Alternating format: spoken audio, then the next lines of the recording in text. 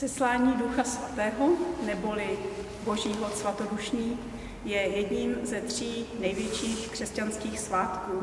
Slaví se po celém světě. Letos připadá na neděli 8. června a ani my nezůstaneme pozadu a chceme jej náležitě oslavit.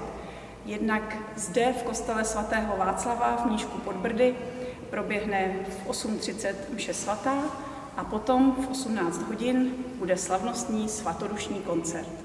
Jedním ze skladatelů, kteří se inspirovali svátkem seslání Ducha Svatého, byl i taky Wolfgang Amadeus Mozart.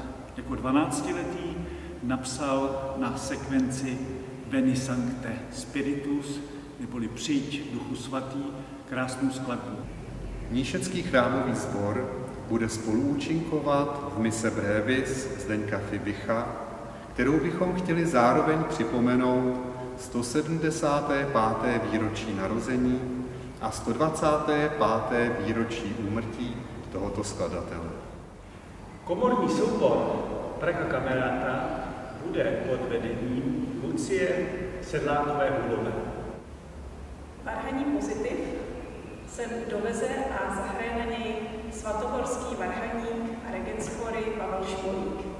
Zpívat budou členové Pražského katedrálního sboru a náš domácí mníšecký chrámový sbor, který vede Jan Krejčí. A dirigovat bude Jakub Valma.